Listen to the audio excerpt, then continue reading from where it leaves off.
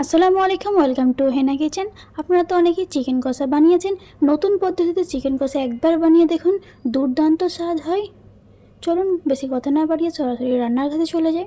এখানে 3টি মিডিয়াম সাইজের পেঁয়াজ নিয়েছি, একটি টমেটো ও একটি কাঁচা লঙ্কা, 500 গ্রাম চিকেন নিয়েছি। এখানে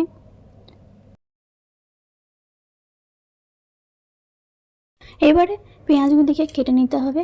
পাতলা পাতলাগুলো পেঁয়াজগুলি কেটে নেব। আপনারা চাইলে এটা গ্রেট করে নিতে পারেন। আমি এখানে পাতলা পাতলা করে পেঁয়াজগুলি কেটে নিচ্ছি।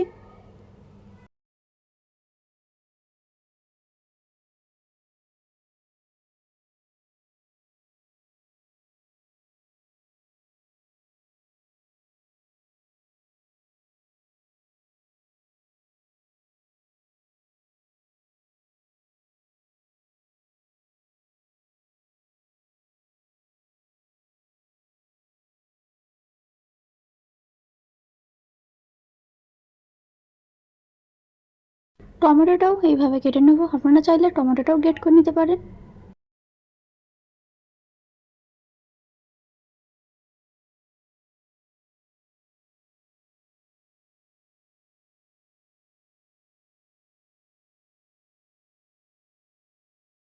কাঁচা লঙ্কাটা মাঝখান দিয়ে একটু কেটে নেব।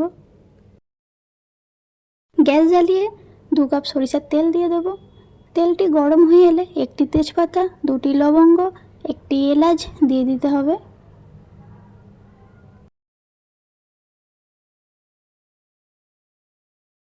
এগুলোকে হালকাভাবে ভেজে নিতে হবে।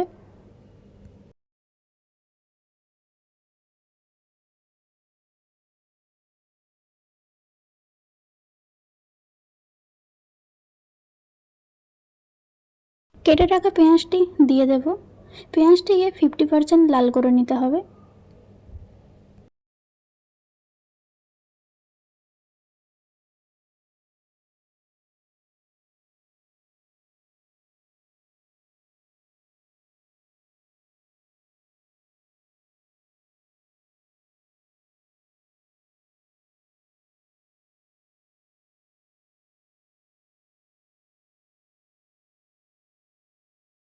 এখানে দেখুন পেঁয়াজটি 50% লাল হয়ে গেছে।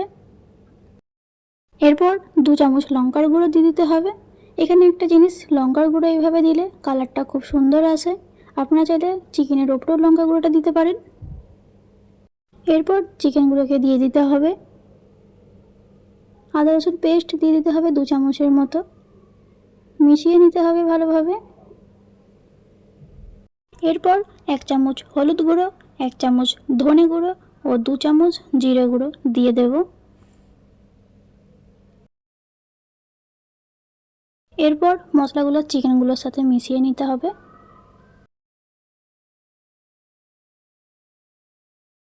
এরপর কেটে রাখা টমেটো দিয়ে দেব। এই সবগুলিকে 50% কষে নিতে হবে।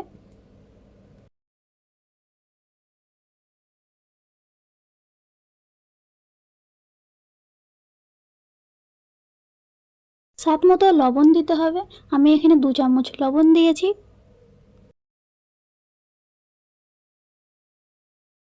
লবণ দেওয়ার পর ভালোভাবে মিশিয়ে নিতে হবে। ভালোভাবে এটিকে কষে নিতে হবে।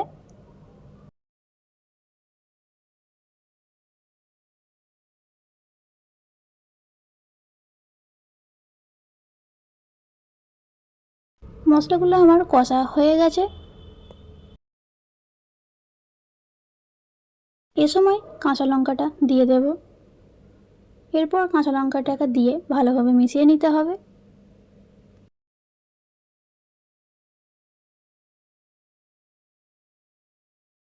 চিকেনগুলো সেদ্ধ হওয়ার জন্য এখানে আমি 3 বাটি পানি দিচ্ছি।